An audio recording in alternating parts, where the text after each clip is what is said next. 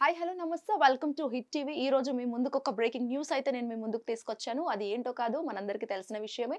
So ఇక్కడ ఇది తెలంగాణ టాపిక్స్‌లో ఒక హాట్ అండ్ బ్రేకింగ్ న్యూస్ అని చెప్పుకోవచ్చు. సో ఏ మాత్రం ఆలస్యం చేయకుండా ఒక్కసారి స్క్రీన్ పైన చూద్దాము. ఓటుకు నోటు కేసు A4 ముద్దాయిగా జెరూసలం ముత్తయ్య సంచలన వ్యాఖ్యలు చేశారు.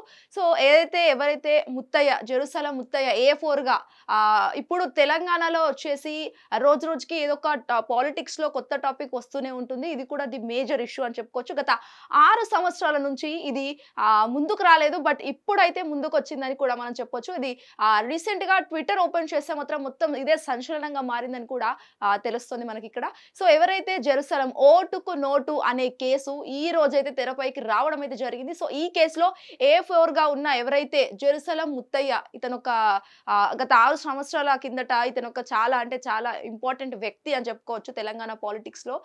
కేవలం తెలంగాణే కాకుండా 2 తెలుగు రాష్ట్రాల్లో అటు ఏపీ కావచ్చు, ఇటు తెలంగాణ కావచ్చు. ఈ 2 రాష్ట్రాలలో ఇతను A4 అంటే ఒక సంచలనమైన కేసులో ఇతనొక ఇరకడం అయితే జరిగింది. సో అది కూడా అది కేసొచ్చేసి ఓటుకు నోటు అనే కేసయితే ఈరోజు తెరపైకి రానుంది. అయితే అసలు రీసెంట్‌గా ఇది ట్విట్టర్‌లో ట్వీట్ చేయడం జరిగింది. ఒక్కసారి చూద్దాం ఇక్కడ. సో సుప్రీం కోర్ట్‌లో న్యాయమూర్తికి అన్ని చెప్పేస్తా. నన్ను అప్పటి నుంచి ఎమ్మెల్సీ స్టీఫెన్సన్ వద్దకు పంపింది ఎవరో చెబుతా. నా దగ్గరున్న అన్ని ఆధారాలు వెల్లడిస్తా. నేను దోషిని కాదు, బాధితుడిని అని చెప్పేసైతే సో ఇక్కడ ఏంటంటే మేజర్ థింగ్ తను రాసిన తన ట్విట్టర్ అకౌంట్ ద్వారా తను కొన్ని పోస్ట్‌లు అయితే ట్వీట్ చేశారు. సో అక్కడ కూడా ఏంటంటే నేను దోషిని కాదు, నిర్దోషిని. నన్ను ఏం తెలియకుండా నన్ను ఇందులో ఇరికించేశారు. నేను అన్ని సుప్రీం కోర్ట్‌లో నేను చెప్పేస్తానంటూ అతనైతే కొన్ని ట్విట్టర్‌లో ట్వీట్ చేయడం జరిగింది. సో మనకి ఇక్కడ ఈజీగా తెలిసిపోతుంది. అతను కూడా మళ్ళీ సింపుల్‌గా రాసాడు. ఏం డొంక తిరుగుడు లేకుండా ఇక్కడ రాయడం అయితే జరిగింది. సో సుప్రీం కోర్ట్‌లో ఏదైతే జరుగుతున్న వివాదం గత 6 సంవత్సరాల కిందట ఏదైతే బీఆర్ఎస్ ప్రభుత్వం హయాంలో ఉన్నప్పుడైతే ఇది జరగడం అయితే జరిగింది. ఈ కేసు వచ్చేసి చాలా మేజర్‌గా అప్పుడు టేకప్ చేశారు. తర్వాత మధ్యలో కొన్ని బ్రేక్ డౌన్స్ అయ్యాయి.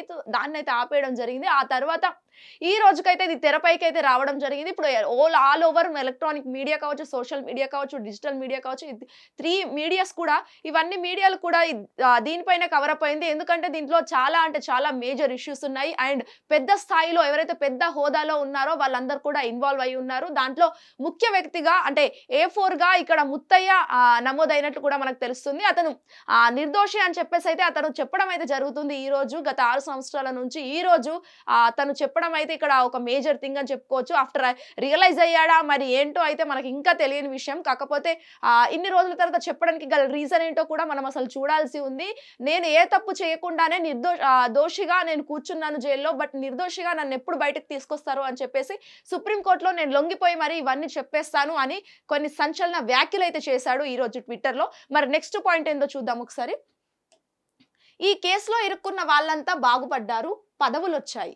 అంతా ఎవరైతే ఏపీ రాష్ట్రం కావచ్చు, తెలంగాణ రాష్ట్రం కావచ్చు వాళ్ళందరికీ పదవులొచ్చాయి. ఎవరెవరైతే A1, A2, A3, A4గా ఉన్న నేను మాత్రమే ఇరుక్కుపోయాను. మిగతా A3, A1, A2 వీళ్ళందరూ వచ్చేసి పదవులొచ్చాయి, బావున్నారు అని చెప్పేసి వాళ్ళ సందడిలో వాళ్ళున్నారు. వాళ్ళు పండగ చేసుకుంటున్నారు. నేను మాత్రం ఏ తప్పు చేయకుండానే ఈ కేసులో ఇరుక్కుపోయాను, జైల్లో ఉన్నాను అని చెప్పేసి అయితే ఆయన ట్వీట్ చేయడం జరిగింది. మరి అసలు ఎందుకు ఇవన్నీ అసలు A1, A2, A3 ఈ ముగ్గురు ఎవరు అనేది కూడా ఒక్కసారి చూసే ప్రయత్నం చేద్దాం మనము. అంత హ్యాపీగా ఉన్నారు. కానీ నేనే ఇంకా సమస్యల్లో, కష్టాల్లో కొట్టుమిట్టాడుతున్నా. యెస్ ఇక్కడ పాయింట్ వచ్చేసి A1, A2, A3గా వీళ్ళు ముగ్గురు ఉన్నారు. ఓకే వాళ్ళని ఇట్లా పక్కన పెట్టేద్దాం. వాళ్ళు బానే ఉన్నారు, పదవులొచ్చాయి, ప్రభుత్వాలను ఏలుతున్నారు, రూలింగ్ చేస్తున్నారు అని చెప్పేసి అయితే ఆయన ట్వీట్ చేశారు. బట్ ఇక్కడ నేను మాత్రమే ఇరుక్కుపోయాను. అంటే నా సొంతంగా నేను మాత్రమే ఇక్కడ ఇరుక్కుపోవడం జరిగింది. నేనేం తప్పు చేయకుండానే నాకు తెలియకుండానే తప్పు జరిగిపోయింది. నేను జైల్లో ఉన్నాను అని చెప్పేసి అయితే ఆయన ట్వీట్ చేశారు. అసలు మరి ఈ ముగ్గురిని పక్కన పెడితే మాత్రం వాళ్ళకి ఏంటంటే ముగ్గురికి పదవులొచ్చాయి, ప్రభుత్వాలను ఏలుతున్నారు, రాజ్యాలను చూసుకుంటున్నారు. బట్ నేను ఒక్కడిని A4గా ఉండి నాకు అసలు ఏం తెలీదు. అయినా కూడా వాళ్ళ ముగ్గురు ఎవరైతే మేజర్ ఉన్నారో వాళ్ళకి ఏం లేదు. నేను మాత్రమే ఇరుక్కుపోయాను. ఇది పకడ్బందీగా రాజకీయ కుట్రే అని చెప్పేసి అయితే ఆయన ట్వీట్ చేయడం జరిగింది. మరొక్కసారి నెక్స్ట్ పాయింట్‌కి వెళ్ళే ప్రయత్నం చేద్దాము. ఇద్దరు ముఖ్యమంత్రులు అయిపోయి అపాయింట్మెంట్ ఇవ్వలేదు. ఏదేమైనా నేను పోరాటం చేస్తా. నా పోరాటంలో ఎంత పెద్ద స్థాయి వ్యక్తులైనా భయపడేది లేదు. జెరుసం ముత్తయ్య. రైట్, ఇక్కడ మనకు ఆల్రెడీ అర్థం అయిపోయే ఉంటుంది. నేను ఇరుక్కున్నాను, బట్ ఆ A1 A2గా ఉన్న ఇద్దరు ముఖ్యమంత్రులు అయిపోయారు అంటే ఇక్కడ ఆయన మాట్లాడేది కూడా 2 తెలుగు రాష్ట్రాల గురించే. అటు ఆంధ్రప్రదేశ్, ఇటు తెలంగాణ, ఈ 2 తెలుగు రాష్ట్రాలలో అంటే ఆంధ్రప్రదేశ్ వచ్చేసి ముఖ్యమంత్రి ఎవరు చంద్రబాబు నాయుడు, మరియు ఇటు తెలంగాణ వచ్చేసి రేవంత్ రెడ్డి. వీళ్ళిద్దరి గురించి ఆయన ప్రస్తావిస్తున్నారు ప్రస్తుతం అయితే. మరి A3 ఎవరు అనేది కూడా ఇక్కడ ప్రశ్నార్థకంగా మారింది. ముఖ్యమంత్రులు అయ్యారు, ఇప్పటికీ నాకు అపాయింట్మెంట్ ఏమి ఇవ్వట్లేదు, అసలు ఎందుకు ఇవ్వట్లేదు, అప్పటికి కూడా నేను పోరాటం చేస్తాను, నేను ఫైట్ చేస్తాను, మీరు ఏం చేసుకుంటారో చేసుకోండి అని చెప్పేసి అయితే ముత్తయ్య, జెరూసలం ముత్తయ్య ఒక ట్వీట్ చేశారు. మరి వీళ్ళిద్దరు ముఖ్యమంత్రులు అయిపోయారు, అసలు ఈ కేసు ఓటుకు నోటు అనేది అసలు ఏంటి అనేది కూడా అప్పటి నుంచి గత 6 సంవత్సరాల నుంచి ఇప్పటిదాకా మనం చూసుకున్నట్లయితే మాత్రం చాలా కన్ఫ్యూజన్ గా ఉందని చెప్పుకోవచ్చు. ఇప్పటికైతే జెరూసలం ముత్తయ్య నోరు విప్పడం అయితే జరిగింది. మరి A1 A2 అయితే బయట పెట్టారు, మరి A3 ఎవరు అనేది కూడా ఇక్కడ క్వశ్చన్ మార్క్ గా ఉంది. ఇంకా ట్వీట్ చేయలేదు. మరి చూడాలి రానున్న రోజుల్లో A3 అనేది కూడా ఏంటి అనేది మనకు కూడా తెలుస్తుంది. అసలు అపాయింట్మెంట్ కూడా ఇవ్వనంత బిజీగా ఉన్నారు, నాకు అసలు ఏం అపాయింట్మెంట్స్ ఇవ్వట్లేదు, అట్లీస్ట్ నన్ను కలవట్లేదు, నన్ను కలిస్తే వాళ్ళ బండారం అనేది బయట పెడతా అనే భయంతో నన్ను కలవట్లేదా అని చెప్పేసి అయితే ఆయన వ్యాఖ్యల్లో అనుకున్నారేమో అని చెప్పేసి అయితే మనకి ఇక్కడ ట్విట్టర్లో ఆయన ఇండైరెక్ట్ గా అంటున్నారు. మనకు ఆల్రెడీ తెలిసిపోతుంది. ఒక్కసారి అది చూస్తే మీరు హిట్ టీవీ స్క్రీన్ పైన చూస్తున్నారు, ట్వీట్ చేసిందంతా ఒక్కసారి చూస్తే మనకు అర్థమైపోతుంది ఏంటి అని.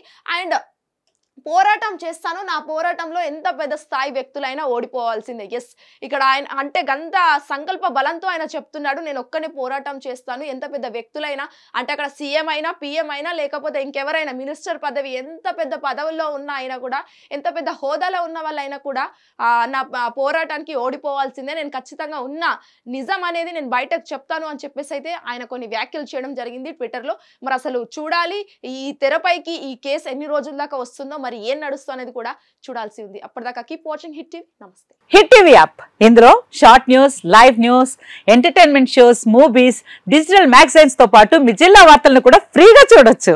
ఇంకెందుకు ఆలస్యం, వెంటనే హిట్ టీవీ యాప్ ని డౌన్లోడ్ చేసుకుని ఫ్రీగా ఎంటర్టైన్మెంట్ పొందండి. Hit TV app, hit TV app, please download hit TV app. Hit TV app ని ఫ్రీగా డౌన్లోడ్ చేసుకుని ఎంజాయ్ చేయండి. మీకు నచ్చిన ఎంటర్టైన్మెంట్ కోసం హిట్ టీవీ యాప్ ని ఫ్రీగా డౌన్లోడ్ చేసుకుని ఎంజాయ్ చేయండి. హిట్ టీవీ యాప్ ని డౌన్లోడ్ చేసుకుని ఆస్వాదించండి, ఆశీర్వదించండి. ఇంతమంది సెలబ్రిటీలు హిట్ టీవీ యాప్ ని డౌన్లోడ్ చేసుకోండి అని చెప్తున్నారంటే ఎంత మంచి యాప్ ఆలోచించండి.